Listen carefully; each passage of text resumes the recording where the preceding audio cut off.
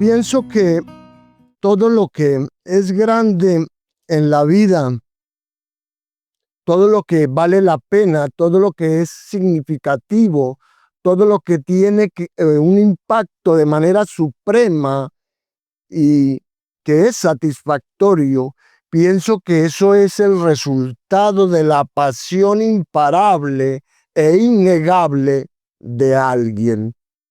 De ahí que las cosas que marcan la historia humana como acontecimientos únicos también son el resultado de personas que tienen un deseo profundo y consumidor por ver que algo suceda. Y si el cristianismo, hermanos, allá hay una persona, por favor. Si el cristianismo va a impactar el mundo, mis hermanos, debe ser llevado por personas que tengan un deseo consumidor por ver que alcance los fines de la tierra. Debe haber en ella cierta pasión involucrada en el evangelismo cristiano.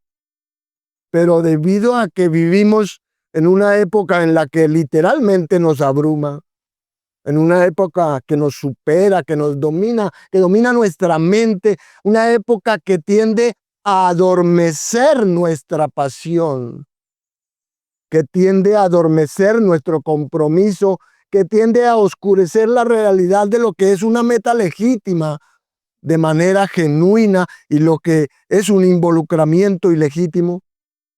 Como vivimos en una época que roba nuestra fe de ese poder contagioso, y en la mayoría de los casos, hermanos, me parece que los cristianos en la actualidad, en cierta manera, son un baño de agua fría para todo corazón ardiente.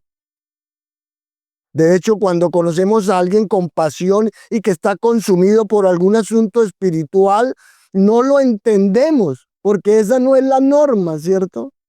Pues la norma, en cierta manera, es tener un cristianismo encajando en algún lugar para que no interrumpa su estilo de vida, para que no le traiga una incomodidad a usted o para que no interrumpa su creación, su recreación o su diversión. De ahí que muchos en el cristianismo en la actualidad tienen un cerebro grande, pero un corazón muy pequeño. Y la temperatura de la iglesia ha caído. Su paso ahora es más lento y pesado, y su espíritu en cierta manera es apático. Y cuando pienso en eso, recuerdo la historia de una estación salvavidas en una costa peligrosa, en donde con frecuencia hay naufragios. Y en un tiempo el edificio simplemente era una choza y solo había una barca para salvar las vidas. Pero los pocos miembros estaban tan comprometidos y mantenían su atención en salvar vidas, de modo que hacían su trabajo con esmero y se volvió muy famosa. De hecho, salvaron a muchas personas y a raíz de ello se compraron nuevas barcas y nuevas tripulaciones fueron preparadas para llevar a cabo el trabajo. Y la pequeña estación salvavidas creció hasta convertirse en un lugar cómodo, con mejores muebles y en un lugar de reunión para sus miembros. Como resultado, había menos miembros interesados en salvar la vida de personas. Y entonces el nuevo club se veía muy afectado cuando traían las personas rescatadas. Entonces el comité inmediatamente construyó una casa con regaderas allá afuera del lugar del club para atender a las víctimas. Con el tiempo hubo una división en la membresía porque la mayoría de los miembros querían detener las actividades salvavidas de ahora el club. Y algunos pocos miembros inconformes iniciaron su propia estación salvavidas, pero conforme pasaron los años, la nueva estación experimentó los mismos cambios que la antigua. Y la historia continuó repitiéndose a sí misma. Y si ustedes visitaran Esa costa en la actualidad encontraría varios clubes exclusivos a lo largo de toda la costa, en donde los naufragios todavía son frecuentes, pero la mayoría de la gente se ahoga. Y usted entiende la idea, ¿verdad? Porque creo que la historia es una parábola moderna de la iglesia. Sin embargo, en nuestro Señor Jesús, quien es marcado de manera única como el más grande que tuvo pasión por las almas de los hombres, el más grande que tuvo pasión por los perdidos, es en la manifestación de esa pasión del Señor Jesucristo y en el cumplimiento también del propósito de Juan de darlo a conocer, que este apóstol narra el encuentro de Jesús con una mujer junto a un pozo. Entonces, si son tan amables, les pido el favor que abran sus Biblias en el 4º capítulo de Juan para que veamos esta mañana la historia de la mujer samaritana que abordaremos hoy desde el verso 1 hasta el verso 26. Dice allí la palabra de Dios: cuando pues el Señor entendió que los fariseos habían oído decir, Jesús hace y bautiza más discípulos que Juan, aunque Jesús no bautizaba sino sus discípulos, salió de Judea y se fue otra vez a Galilea, y le era necesario pasar por Samaria. Vino pues a una ciudad de Samaria llamada Sicar, junto a la edad que Jacob dio a su hijo José, y estaba allí el pozo de Jacob. Entonces Jesús, cansado del camino, se sentó así junto al pozo. Era como la hora sexta. Vino una mujer de Samaria a sacar agua, y Jesús le dijo, dame de beber, pues sus discípulos habían ido a la ciudad a comprar de comer. La mujer samaritana le dijo, ¿cómo tú, siendo judío, me pides a mí de beber, que soy mujer samaritana? Porque judíos y samaritanos no se tratan entre sí. Respondió Jesús y le dijo, si conocieras el don de Dios, ¿y quién es el que te dice dame de beber? Tú le pedirías y él te daría agua viva. La mujer le dijo, Señor, no tienes con qué sacarla y el pozo es hondo. ¿De dónde pues tienes el agua viva? ¿Acaso eres tú mayor que nuestro padre Jacob, que nos dio este pozo, del cual bebieron él, sus hijos y sus ganados? Respondió Jesús y le dijo, cualquiera que bebiere de esta agua volverá a tener sed, mas el que bebiere del agua que yo le daré no tendrá sed jamás, sino que el agua que yo le daré será en él una fuente de agua que salte para vida eterna. La mujer le dijo, Señor, dame esa agua para que no tenga yo sed ni venga aquí a sacarla. Jesús le dijo, ve, llama a tu marido y ven acá. Respondió la mujer y dijo, no tengo marido. Jesús le dijo, bien has dicho, no tengo marido, porque 5 maridos has tenido, y el que ahora tienes no es tu marido. Esto has dicho con verdad. Le dijo la mujer, Señor, me parece que tú eres profeta. Nuestros padres adoraron en este monte y vosotros decís que en Jerusalén es el lugar donde se debe adorar. Jesús le dijo, mujer, créeme, que la hora viene cuando ni en este monte ni en Jerusalén adoraréis al Padre. Vosotros adoráis lo que no sabéis, nosotros adoramos lo que sabemos, porque la salvación viene de los judíos. Mas la hora viene y ahora es cuando los verdaderos adoradores adorarán al Padre en espíritu y en verdad, porque también el Padre tales adoradores busca que le adoren. Dios es espíritu, y los que le adoran en espíritu y en verdad es necesario que adoren. Le dijo la mujer, sé que ha de venir el Mesías llamado el Cristo. Cuando Él venga, nos declarará todas las cosas. Jesús le dijo, yo soy el que habla contigo. Amén. Así que, mis amados hermanos, este es Jesús el agua viva. Jesús el agua viva.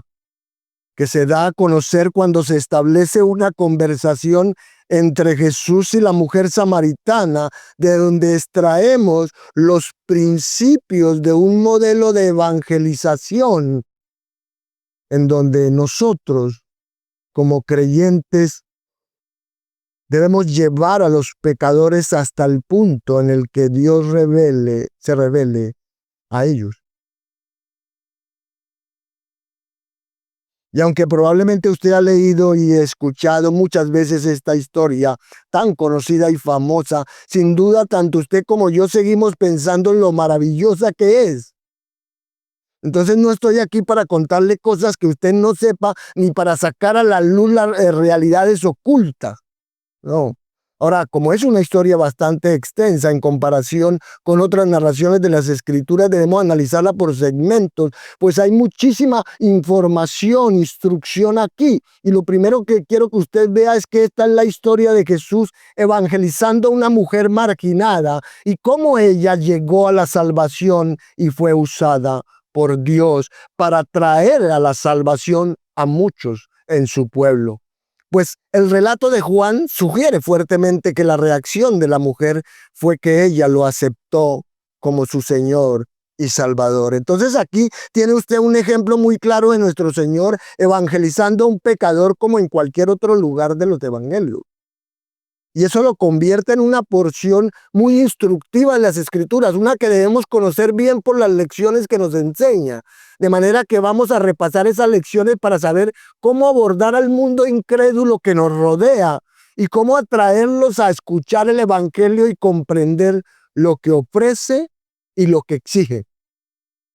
Ahora bien, en el centro de este relato se encuentra el tema de la adoración, el cual nos lleva a concluir que solo hay dos tipos de personas en el mundo: quienes adoran a Dios de forma aceptable y quienes no lo hacen. Y quienes lo adoran aceptablemente son creyentes, ¿verdad? Son cristianos que poseen vida eterna y que van camino al cielo, donde lo adorarán aceptable y perfectamente por los siglos de los siglos. Pero quienes no lo adoran aceptablemente ahora se cristalizarán en el infierno, donde no podrán adorarlo nunca.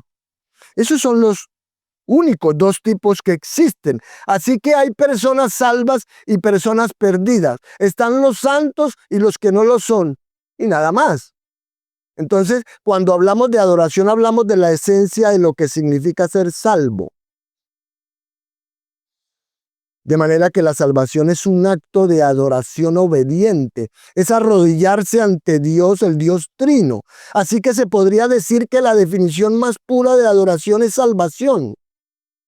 De hecho, no se puede adorar a menos que se sea verdaderamente salvo, porque una persona no se puede arrodillar ante Dios de ninguna manera hasta que se haya arrodillado ante Dios en el mandato de obedecer el evangelio de su Hijo. Entonces, la discusión aquí gira en torno al tema de la adoración, porque así es como la mujer la presenta, y estas son las únicas dos posibilidades. Así que esta es una sección muy decisiva de las Sagradas Escrituras. Entonces miremos los demás hechos de la historia. Jesús se dirige al norte y sale de Judea, ¿cierto?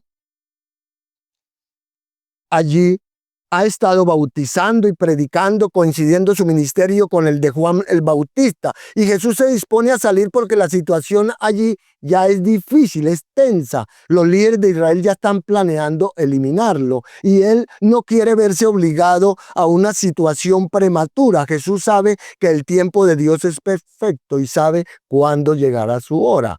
Así que parte y se dirige al norte pasando por Samaria. Si usted recuerda, Samaria era la capital del reino del norte llamado Israel cuando el reino se dividió. Y aquí podrían decir algunos que Jesús pasa por Samaria por una necesidad geográfica, porque esta era la ruta más corta, la que muchos judíos no usaban, porque ellos no querían pisar esa tierra que consideraban maldita. Pero ese tipo de cosas no le molestaban a Jesús, pues él no era racista y no tenía ninguna animosidad étnica. Él los veía como un campo misionero y sabía que tenía una cita con una mujer junto a un pozo. Así que la necesidad, desde un punto de vista geográfico, pudo haber sido el caso, pero la necesidad desde un punto de vista divino era absolutamente el caso. Y mientras se dirigía allí, caminando unos 30 kilómetros esa mañana, finalmente llega a este lugar donde está el pozo de Jacob, junto al pueblo de Sicar, a unos 2,5 kilómetros de distancia. Jesús está cansado y llega allí y se sienta. Ahí es cuando llega la mujer samaritana, y las mujeres solían ir a buscar agua al anochecer. Pero esto sucede aquí al mediodía. Entonces, ¿por qué viene al mediodía? Bueno, la respuesta podría ser que todos en el pueblo la conocían y sabían la clase de mujer que era ella, y y ella quería evitar el desprecio que comúnmente caía sobre ella. Algunos eruditos también creen que había pozos más cerca de Sicar y que ella fue a este que estaba más lejos, lo que también explica la razón para ir allí, que era la de evitar el encuentro con la gente local. Pero cualesquiera que hayan sido sus motivaciones, Dios la tenía, ¿cierto? Dios la tenía justo donde debía estar. Ella estaba en el entorno perfecto, en el aislamiento y frente al Señor Jesús. Dicho esto, quiero decirles que el propósito principal de Juan en su evangelio no se deja de lado aquí, ¿cierto? Sino que se reitera, pues la conversación de esta mujer no es el punto principal de este pasaje, ¿cierto? Sino que la verdad central de esta sección se encuentra en la revelación que Jesús hace de sí mismo como el Mesías. Y esto lo hace único porque hasta ahora el evangelio de Juan el apóstol ha presentado a Jesús como el Hijo de Dios. Juan el Bautista ha presentado a Jesús como el Mesías.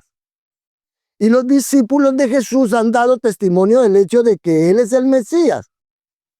Así que tenemos el testimonio de Juan el apóstol, tenemos el testimonio de Juan el Bautista y tenemos el testimonio de los discípulos. Pero esta es la primera vez que la proclamación del mesianismo de Jesús viene de sus propios labios. Y lo que hace esto tan singular es que esta declaración de labios de Jesús sobre su identidad no se da a ningún líder religioso importante en Israel, no se da en Jerusalén, no se da a la clase religiosa de allí, sino que se da a una mujer que es en todo sentido una marginada. Pues esta es una mujer samaritana. Y los samaritanos eran esencialmente una forma corrupta de la raza judía, porque se mezclaron o se casaron con todo tipo de naciones paganas o idólatras a partir del cautiverio. Por lo tanto, los samaritanos eran un pueblo híbrido que había abandonado su judaísmo y había cometido el crimen más atroz que un judío podía cometer: mezclarse con gentiles idólatras. Pero, ¿por qué no decidió declarar por primera vez que era el Mesías a los líderes judíos? ¿Por qué escogió revelar su verdad a una mujer inmoral, oscura y menospreciada? Y para entender un poco mejor quién era ella, veamos el contraste rápidamente entre la mujer samaritana y Nicodemo el fariseo. Nicodemo era un judío religioso devoto, ¿cierto? Ella una samaritana inmoral. Él era un teólogo erudito, ella una mujer campesina sin educación. Él reconocía a Jesús como un maestro enviado por Dios. Ella no tenía ni idea de quién era Jesús. Él era rico y ella pobre. Él era un miembro de la élite social judía, ella la escoria de la sociedad samaritana. De hecho, ella es una mujer que se ha casado varias veces y en ese mismo momento ella está viviendo una relación adúltera.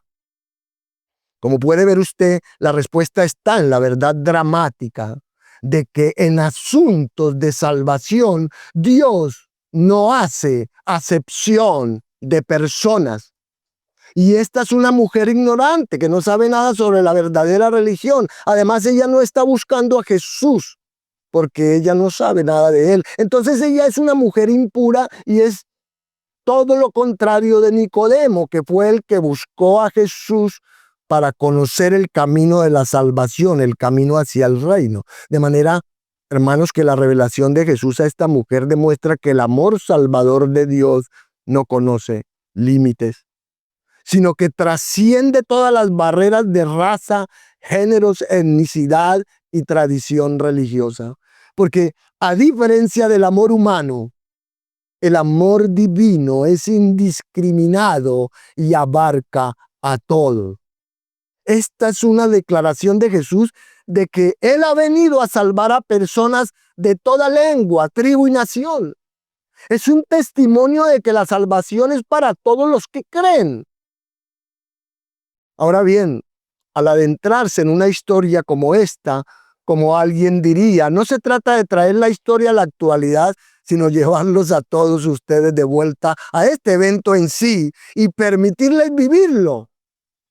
Para eso necesito contarles lo suficiente sobre lo que está sucediendo para que se sientan como si realmente estuvieran allí. Y esto es porque necesitamos aprender de Jesús cómo acercarnos a las personas del mundo que son indiferentes al Evangelio, ya que siempre será más fácil cuando alguien viene, ¿cierto? Y nos pregunta, como precisamente fue el caso de Nicodemo. Sin embargo, esa no es una experiencia muy poco común para la mayoría de nosotros, pues si vamos a llevar el Evangelio al mundo, muy seguramente vamos a tener que iniciar la conversación. Porque siempre vamos a tener enfrente de nosotros personas ignorantes e indiferentes que son de una forma u otra víctimas de su propia invención de lo que ellos llaman fe o religión. De ahí que Jesús ignora su indiferencia. Jesús ignora su ignorancia. Jesús ignora su inmoralidad y vemos que todo eso no es un obstáculo para Él.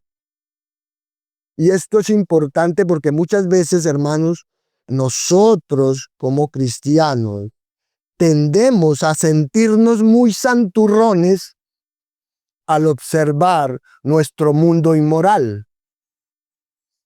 Y es muy fácil sentir resentimiento hacia cierto tipo de personas, pero aquí necesitamos entender que este es el campo misionero y no es el enemigo. Y todos los pecadores están en la misma situación, están encaminándose al infierno y nuestra responsabilidad en este mundo es acudir a ellos. Pues estos son los enfermos que necesitan un médico. Dicho esto, a medida que avanzamos en esta historia, aprenderemos algunos principios para acercarnos a las personas con el evangelio que vemos que el Señor usa aquí y que son muy útiles. Así que mirando este encuentro, quiero darles esos puntos. Y lo primero en lo que quiero que se enfoque al buscar un modelo de evangelización personal es la condescendencia inesperada de Jesús. Y el primer principio que encontramos es de ese modelo de evangelización es que así como el Señor Jesús, nosotros debemos tomar la iniciativa, verso 7. Nosotros debemos tomar la iniciativa. Hermano, como ya sabemos, sacar agua era trabajo de mujeres, porque los hombres trabajaban en el campo y hacían el trabajo duro. Esto es respaldado por todo tipo de datos históricos. Usted lo puede encontrar por todas partes. Y ellas, entonces, las mujeres lo hacían todos los días de sacar agua porque necesitaban agua diario, el agua que escaseaba en esa parte del mundo, como ustedes saben. Así que los pozos se visitaban a diario y era un lugar de reunión común, era un lugar de encuentro común para las mujeres que venían a sacar agua. Lo fascinante es que por lo general llegaban al anochecer cuando el día se refrescaba al atardecer. Pero esta mujer está allí a las 12 del mediodía. Y aunque no podemos estar seguros, sería razonable suponer, como dijimos, que como era una mujer con muy mala reputación, ella evitaba el contacto con otras mujeres. Entonces, normalmente ella hubiera ido al anochecer si fuera como las demás mujeres, ¿cierto? Pero si era una mujer de vergüenza, tal vez llegó al mediodía porque sabía que no habría nadie más allí. Y tal vez con esto estaba evitando la confrontación y el estigma que cargaba, estaba evitando el desprecio de otras mujeres por no ser una persona respetable. En consecuencia, según todas las expectativas, ella no era una mujer digna de la atención del Hijo de Dios. Por eso hablamos de condescendencia. Ella no es una mujer elevada, de modo que Esto es condescendencia. Jesús está tolerando, consintiendo, complaciendo. Una condescendencia que lleva a Jesús precisamente a eso, a tomar la iniciativa. Él le dice, dame de beber. J.C. Ryle dice, este es un acto de gracia, de agresión espiritual contra el pecador. Pero nosotros regularmente no pensamos en ser agresivos o atrevidos en términos de evangelización, ¿cierto? Pero deberíamos. Porque el acto del Señor es algo realmente impactante. No tanto en nuestra cultura, obviamente. A nosotros pasaría desapercibido, pero en esa cultura es impactante que Él lo hiciera porque los hombres no hablaban con las mujeres en público, hermano. Los hombres no hablaban con las mujeres en público. Eso era una violación de la etiqueta religiosa y especialmente los rabinos no hablan con las mujeres en público. Así que aquí Jesús, un rabino, un hombre judío, no solo habla con una mujer, sino que lo hace con una mujer marginada, despreciada, pagana, mestiza y peor aún, reconocida adúltera, que probablemente lleva mucho tiempo siéndolo. De ahí tantos divorcios. Entonces, lo que hace el Señor Jesús es una violación escandalosa de todos los judíos al decirle a esta mujer, dame de beber. Y alguien podría decir, ¿por qué no les pidió a sus discípulos que le trajeran de beber? Bueno, él no puede porque si usted lee el versículo 8 dice que ellos habían ido a la ciudad a comprar comida, así que Jesús está allí solo y sin ningún instrumento para sacar agua, pero el estar allí solo benefició la conversación porque él quería estar a solas con la mujer. Y por cierto, Jesús nunca hizo un milagro para saciar su sed, para satisfacer su hambre, ni para proveer nada para sí mismo. Él no hizo milagros para sí mismo, ya que no hay registro en los 4 evangelios de que Jesús haya hecho algún milagro para alimentarse o proveer para sus necesidades. Por lo tanto, esto, mis hermanos, con esto nuestro Señor Jesús honró el trabajo, ¿cierto? El esfuerzo, la atención, el sacrificio, la generosidad y todo lo que hacemos en la vida para sustentarnos. Él está honrando eso al no hacer nada para él. La mujer entonces responde en el versículo 9 diciendo, ¿cómo es que tú siendo judío me pides de beber siendo yo mujer samaritana? Como puede ver, ella conoce la cultura y sabe lo que Jesús como judío piensa de los samaritanos. Pero el Señor Jesús hace añicos esa tradición porque es mala y no es bíblica. Pues ese tipo de odio hacia los samaritanos que venía de los judíos estaba mal y era ilegítimo, porque en lugar de decirles la verdad, ¿cierto? En lugar de intentar atraerlos al verdadero conocimiento del Dios verdadero, a través de las escrituras verdaderas, los tratan con desprecio y con desdén. Pero, ¿cómo supo ella que el Señor era judío? Probablemente por su ropa. Muy seguramente, ya que los judíos tenían una ropa distintiva y usaban borlas en los bordes de sus mantos, según números 15, el libro de Números 15, y con mayor razón lo usaba un rabino. De manera que Jesús era simplemente un hombre judío como cualquier otro. Y Jesús no solo ha violado todas las expectativas de hablar con ella, sino que envió a sus discípulos a comprar comida samaritana. ¿Cierto? Porque a él no le importaba en absoluto la tradición, solo le importaba la verdad revelada. Entonces, cuando estos judíos crearon este tipo de tradiciones y por lo tanto aislaron a los samaritanos, estaban violando la voluntad y el corazón de Dios. Así que Dios tuvo que enviar a su Mesías para hacer lo que el pueblo nunca haría y lo que los líderes religiosos nunca harían, porque los líderes religiosos de Israel ni siquiera estaban interesados en convertir a su propio pueblo al Dios verdadero, mucho menos a los samaritanos. No obstante, Jesús inicia la conversación con una mujer indiferente e inmoral. Lo hace así porque es de esta manera que debemos hacerlo si queremos alcanzar a los indiferentes, a los rebeldes, a los marginados. Debemos ser condescendientes. Debemos tomar la iniciativa, pues ahí donde todo comienza. Amén. Un segundo principio de un modelo de evangelización personal es que así como el Señor Jesús, nosotros debemos ofrecer misericordia. Verso 10.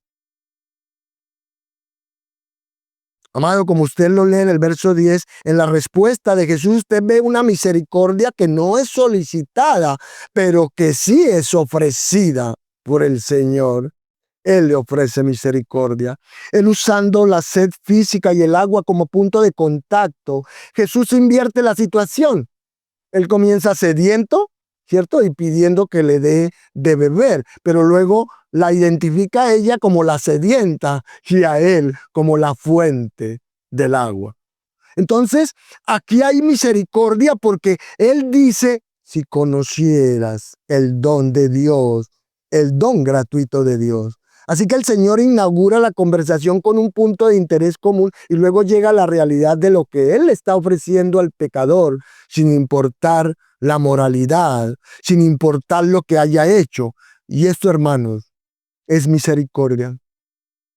Cuando ofrecemos misericordia, no importa la moralidad.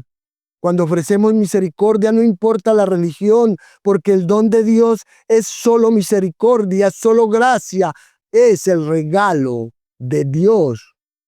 Y esta es la gloria única del Evangelio, porque en oposición a toda religión dice, haz esto, haz esto, haz esto, haz esto, y Dios te dará esto. Eso es lo que dice toda religión. Pero el Evangelio dice que en cualquier estado en que usted se encuentre religiosamente y en cualquier estado en que usted se encuentre moralmente, aquí usted tiene el don de Dios. Y el don de Dios es un don de gracia, es un don de misericordia, es un don gratuito. Y Pablo ama esa palabra. Él la usa ya en Romanos capítulo 5. De manera que el Señor comienza con esa misericordia que se ofrece. Lo hace diciendo, si conocieras el don gratuito de Dios y si supieras quién es el que te dice, dame de beber, ¿tú harías qué? Tú le habrías pedido. Ahora, ¿qué dijimos, hermanos, cuando estábamos allá pasando por la regeneración en Juan 3? ¿Qué dijimos? Dijimos que la regeneración es una obra de Dios, que usted no puede participar en su propio nacimiento y que todo lo que usted puede hacer es pedir. Entonces Jesús le dice, si hay un don de Dios, sí, claro, hay un don de Dios, un regalo de Dios, y estoy aquí para dártelo si tan solo lo pides. Y si se lo pidieras, hablando en tercera persona sobre sí mismo, Él te daría agua viva. Y con esa declaración sobre el agua viva, él lleva la conversación en una dirección fuertemente espiritual, dejando de referirse al agua de la que empezaron a hablar, pero quizás de pronto ella asumió que el agua viva era la que había en el pozo. ¿Por qué? ¿Por qué lo digo? Porque ese era un pozo de 30 metros de profundidad, hermano, que se alimentaba de un manantial. De modo que allí había agua constante desde Jacob hasta ese entonces. Y entonces todo, todo nos indica que a qué don se refería Jesús. ¿Cuál es el don de Dios? ¿Qué es el agua viva? Bueno, es la salvación, sin duda. Y todo lo que hay en la salvación es misericordia. Todo lo que hay en la salvación es gracia, es perdón y justificación. Y todo eso, hermanos, fluye y fluye y fluye sin cesar. Ahora, quiero dejar claro algo obvio. Cuando los pecadores comparezcan ante el juicio de Dios, el gran trono blanco, cuando todos comparezcan ante el tribunal de Dios, según lo que nuestro Señor dice aquí y en otros lugares, serán enviados al infierno, no por todas las listas de sus pecados, sino porque no pidieron el don de Dios, porque no pidieron salvación. Por eso, hermano, Santiago capítulo 4 dice, ustedes no tienen porque no piden. Así que este es el don. Y Jesús le está diciendo a esta mujer, si usted conociera el don, si usted pudiera comprenderlo y supiera quién es el que está delante de usted, usted lo pediría y yo se lo daría. Entonces, esto es misericordia. Esta es la singularidad del evangelio cristiano, que el don gratuito de Dios está para quien lo pide. Romanos 10 dice, todo aquel que invoque el nombre del Señor, ¿será qué? Será salvo. ¿Y por qué se describe como agua viva la salvación? Bueno, porque están en un pozo de agua, ¿cierto? Y vivían en un mundo donde el agua era vital, crucial, esencial, de manera que es una gran analogía. Y así como el agua lo es, Dios es la fuente de vida.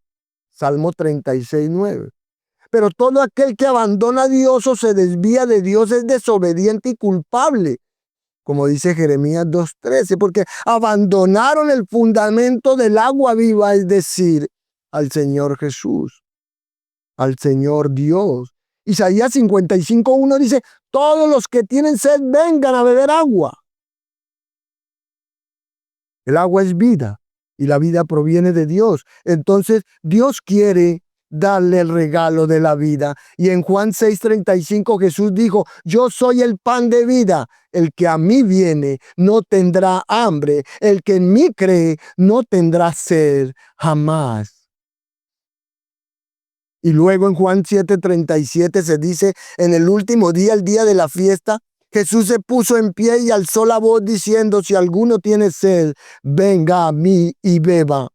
El que cree en mí, como dice la Escritura, y esto viene de Isaías, de su interior correrán ríos de agua viva. Y eso es lo que Jesús dice aquí. De hecho, en el verso 14 dice que se convertirá en ti en una fuente de agua que salte para vida eterna. Así que esta es un agua que una vez que usted la recibe, hermano, nunca tendrá sed. Y ahí está la perseverancia de los santos. Ahí está la seguridad del creyente, porque una vez que usted recibe esta agua, una vez que esta agua es colocada en usted, fluye para siempre. Porque es una fuente de agua que brota eternamente. Y este es el evangelio. Entonces, el evangelio es misericordia sin importar la moral. El evangelio es misericordia sin importar la religión. Y usted solo debe pedirlo porque es un regalo. Es el regalo de Dios. Pero como ella es una mujer muy acostumbrada a defenderse, reacciona con escepticismo y con cierta burla, allá en el verso 11, ¿cierto? A lo que de nuevo el Señor responde con misericordia, con bondad y con paciencia. Y ahí está la eternidad de la salvación, lo que nos conecta a un tercer principio muy breve de un modelo de evangelización, y es que así como Jesús, nosotros debemos proclamar las bendiciones. Debemos tomar la iniciativa, ¿cierto? Debemos, ¿qué? Ofrecer misericordia.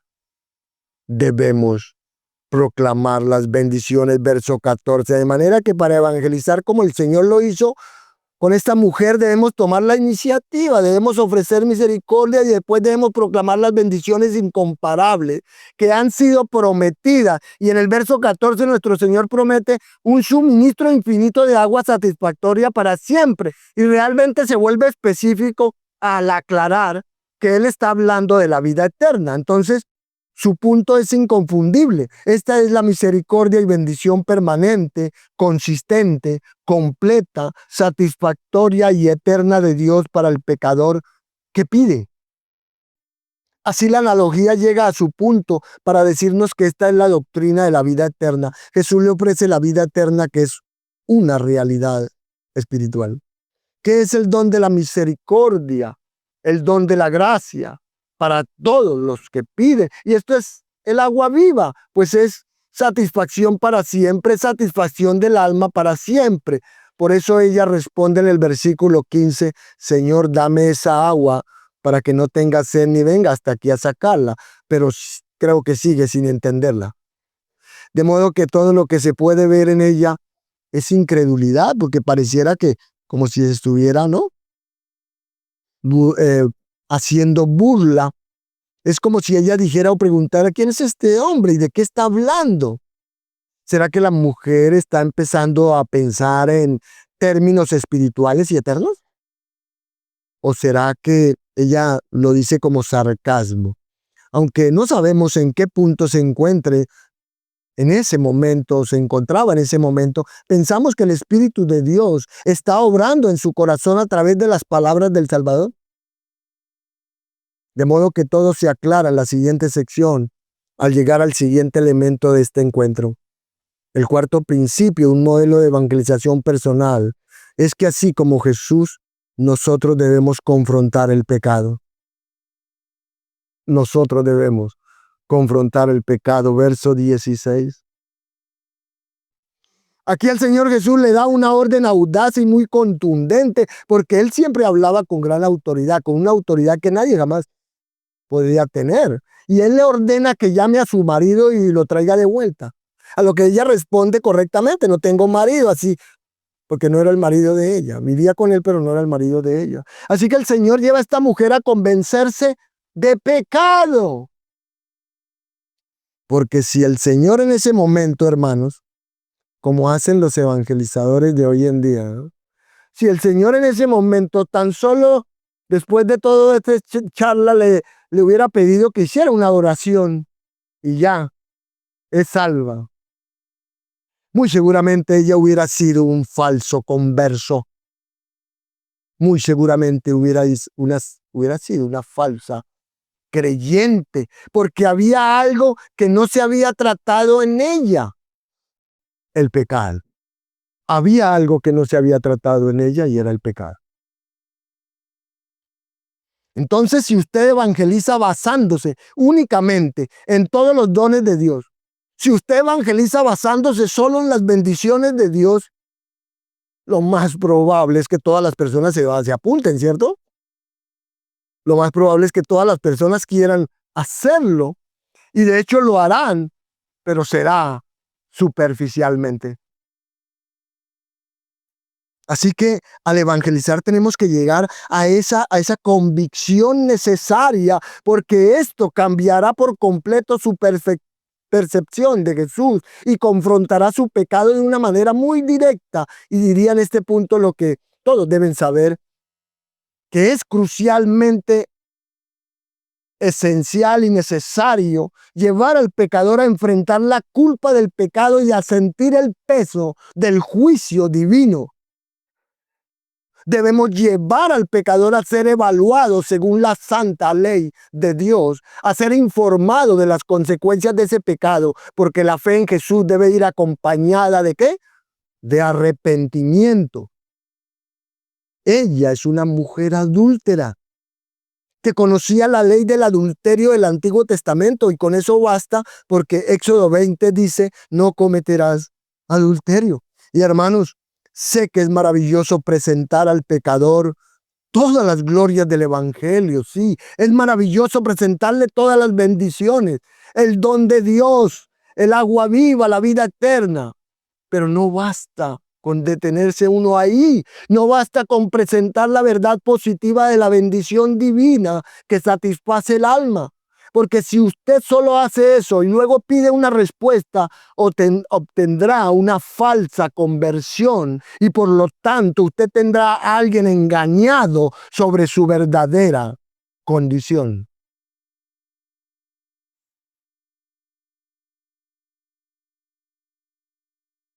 Entonces, hermanos, el Señor Jesús le dio a entender a esta mujer que ella no estaba diciendo la verdad cuando le dijo, bien has dicho, porque ese no es tu marido. Y eso suele ocurrir con todos los pecadores, ¿cierto? Los pecadores, nosotros como pecadores, a veces no decimos toda la verdad, ¿cierto? Nosotros no decimos toda la verdad. Cuando el Señor hizo eso, hubo un cambio radical entonces en la conversación. Ahí se acabaron las bendiciones, se acabaron las misericordias, se acabó la satisfacción y todo cambió. Porque esta pecadora, inicialmente indiferente, ignorante y descuidada, eh, debe ser confrontada y llevada al arrepentimiento de su miserable condición. Y como ella no está dispuesta a decir toda la verdad, Jesús la dice por ella, reafirmando la poca honestidad que hay ahí. Y esto lo cambia todo porque nuestro Señor acaba de contarle su historia a pesar de que nunca la ha conocido, de manera que su vida pecaminosa ha sido expuesta y no puede esconderse. No hay a dónde ir. De esa manera ella llegó a saber y creer que Jesús al menos era un ¿qué? Profeta, porque él no puede saberlo a menos que Dios se lo diga. Y entonces siente la convicción, es evidente, pero ella quiere más. Por eso plantea una pregunta al hablar de adoración en el verso 20. Ella quiere decir, ¿a dónde voy a adorar entonces? Esa es la pregunta. Esto entendemos que su alma se inclina lentamente. Su alma se inclina lentamente y ahora sabe que estar bien con Dios es cuestión de adorar, pero no sabe cómo ni dónde. Entonces en la evangelización hay condescendencia y debemos tomar la iniciativa. En la evangelización debemos ofrecer misericordia, debemos proclamar las bendiciones incomparables y prometidas de la vida eterna. En la evangelización es necesaria la confrontación y la convicción del pecado para llevar al pecador al arrepentimiento, pero también debe abordarse que la adoración inaceptable debe abandonarse. Y eso comienza con una renuncia a las formas externas de adoración. Y ella necesitaba saberlo. Y lo más importante que necesitaba saber era que ella debía inclinarse ante Dios. Sabía que necesitaba ir a Dios, doblar la rodilla y reconocerlo. Pues la verdadera adoración siempre se trata de amar a Dios, de honrar a Dios, de obedecer a Dios, de servirlo con todo el corazón. Y Cristo inauguró una nueva era de adoración que no se centra en lo externo ni en los símbolos, sino en lo interno, en lo real, en lo genuino. Para adorar, usted solo necesita la verdad de las Escrituras y un corazón que ame a Dios en todo lugar. Adorar, por cierto, no es música. Adorar es amar a Dios. Adorar es honrar a Dios, adorar es conocer a Dios por quien es a través de su palabra, obedecerlo y proclamarlo como nuestro estilo de vida. La música solo es una forma de expresar adoración. Así que Jesús le dice a la mujer que Dios quiere que lo adore con la verdad de corazón, que se incline ante el Dios verdadero, que incline su corazón, y aunque hay muchas otras cosas que necesitamos ver acerca de la verdadera adoración en este y en otros pasajes, creo que más adelante tendremos la oportunidad de hacerlo. Pero ahora necesitamos ver esa maravillosa conclusión en nuestro pasaje, pues esta mujer sabe acerca del Mesías. Ella sabe que el Mesías es el ungido de Dios, que vendrá a llenar la tierra de justicia y de verdad. Entonces ella quiere la verdad completa. Y ella dice, no voy a tener la verdad completa hasta que llegue Él. Y entonces este es el momento más glorioso, porque Jesús le dice que Él le habla, que el que le habla es el yo soy. De manera que aquí el Cristo encarnado se revela. Ella está lista para la verdad. Y Él está ahí para dársela. Y así es como funciona con el pecador, hermano. Comienza cuando condescendemos con amor y compasión y tomamos la iniciativa. Comienza cuando ofrecemos las maravillosas realidades de la misericordia del don de Dios. Comienza cuando proclamamos las bendiciones prometidas de vida eterna. Y luego sucede cuando nos disponemos a confrontar el pecado. Y si el pecador se entrega al poder del Espíritu Santo, si el pecador se arrepiente del pecado y busca la verdad, es en ese momento que Jesucristo se revela al pecador como Él se reveló a la mujer samaritana.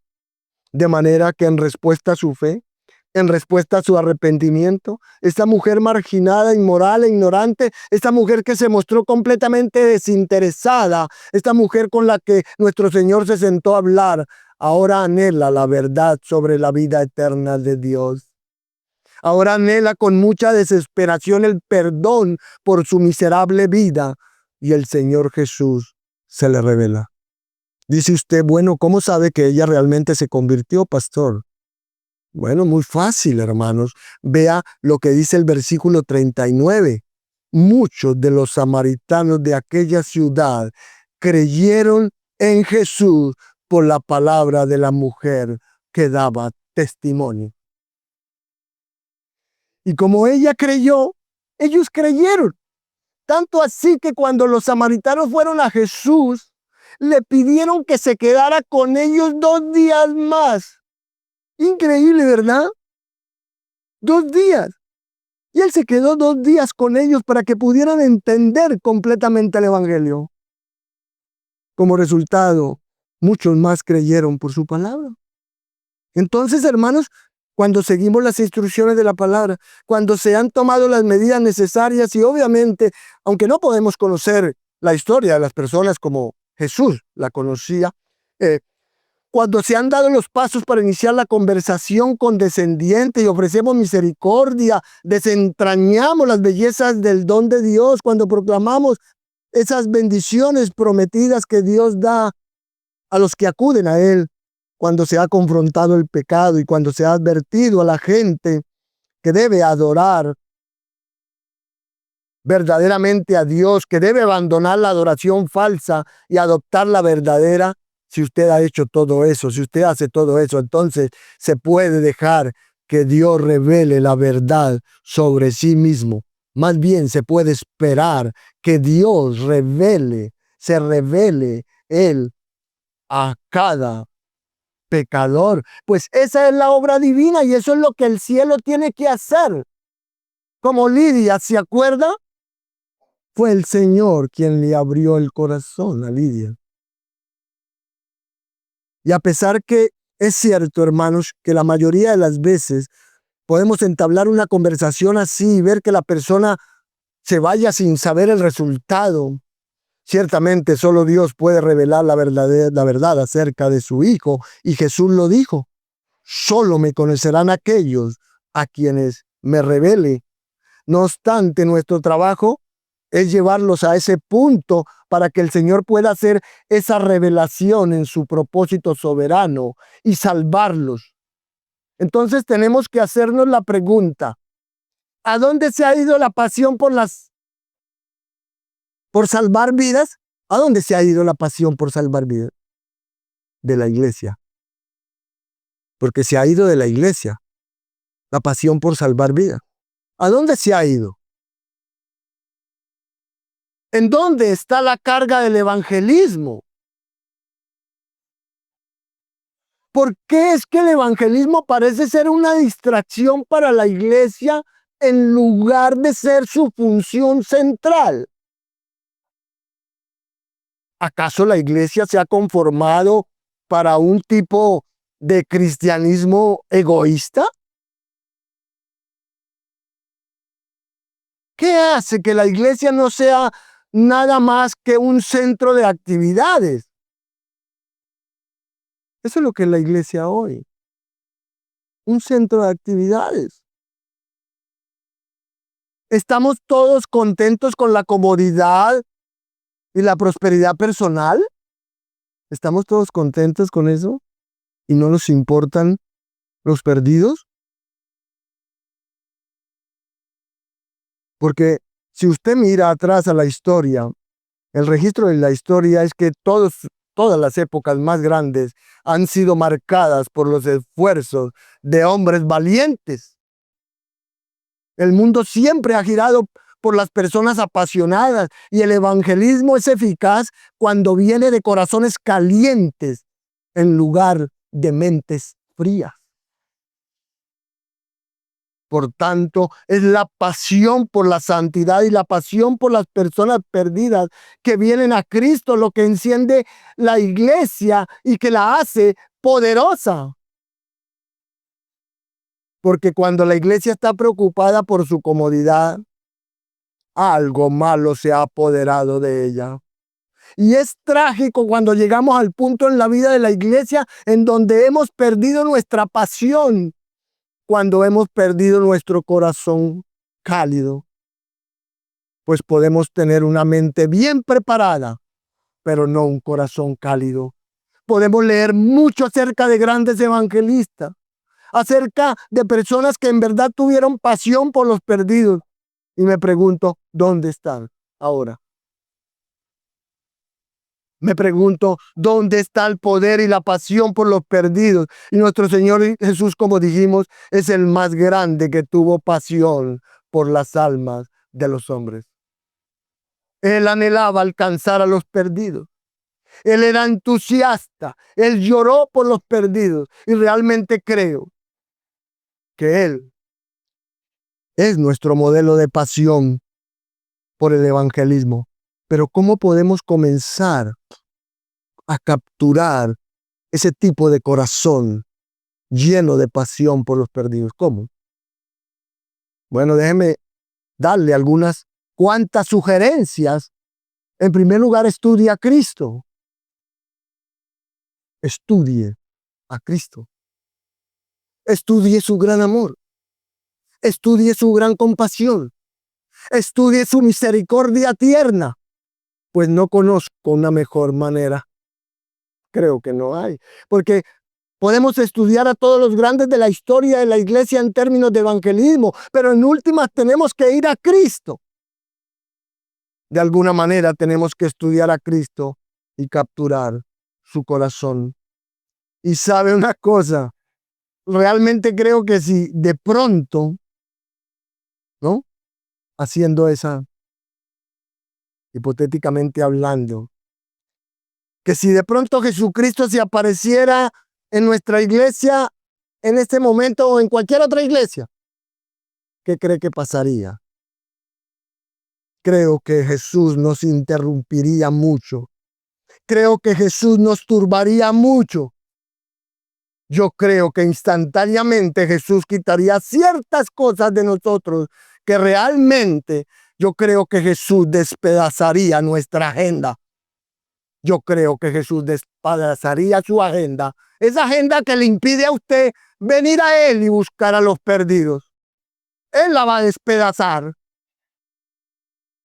Jesús quizás eliminaría la mayoría de las cosas en su vida y en la mía. Quizás Él quitaría nuestra recreación. Tal vez Él quitaría nuestras preocupaciones. Tal vez Él quitaría nuestro entretenimiento y todo lo demás. Creo que Jesús tendría un efecto muy fuerte y turbaría muchas de las actividades de nuestra iglesia de hoy en día, las cuales en sí mismas no son malas, simplemente son más bien egoístas. Entonces, estudia a Cristo. En segundo lugar, estudie el pecado. Estudie su culpabilidad. Estudie su poder. Estudie su castigo. Y mientras que usted esté estudiando eso, vea en dónde ha caído usted. Examínese usted a ver en dónde ha caído usted. Vea si se ha vuelto presa de las sutilezas del mundo. Y sé que no es fácil mantenernos o evitar que seamos conformados al molde del mundo. Por eso, hermanos, debemos estudiar el pecado y debemos estar alerta a sus sutilezas. En tercer lugar, para tener un corazón apasionado por los perdidos, estudia a los pecadores. Trate de cultivar un amor por los perdidos, no una amargura hacia ellos. Trate de sentir como ellos sienten. Trate de tener empatía con ellos.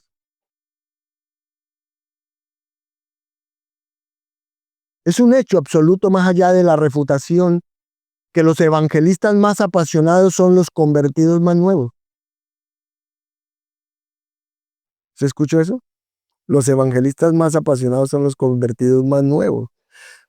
Y usted ni siquiera puede discutir contra eso, ¿verdad? Porque entre más tiempo es usted un cristiano, usted se vuelve más indiferente hacia los perdidos. Y usted conoce menos de ellos. Y muchos de nosotros hemos olvidado cómo es estar perdido. Algunos de nosotros nunca lo supimos. Hemos sido salvos por tanto tiempo que no podemos recordar. Hay una cuarta, estudie la Escritura. Vea lo que dice acerca del infierno. Vea lo que dice acerca de la muerte, del juicio, de la salvación. Y eso es lo que hemos tratado de hacer en esta mañana. Vea lo que dice de nuestra necesidad de evangelizar. Y después una última, y es orar. Orar. Lo que poco nos gusta, ¿no? Orar. Necesitamos orar. Ore porque Dios le dé ese corazón y para que Él le dé esa pasión. Y si usted no se preocupa por no tenerla, usted no va a clamar a Dios porque se la dé. Y aunque hay algunas personas que son dotadas de manera única por Dios para este tipo de ministerios, ninguno de nosotros está exento de la responsabilidad y la pasión para evangelizar. Así que estudie a Cristo, estudie el pecado, estudie a los pecadores, estudie la Escritura y después ore. Ore por los perdidos y ore porque Dios le dé a usted el corazón que debería tener hacia ellos. Amén.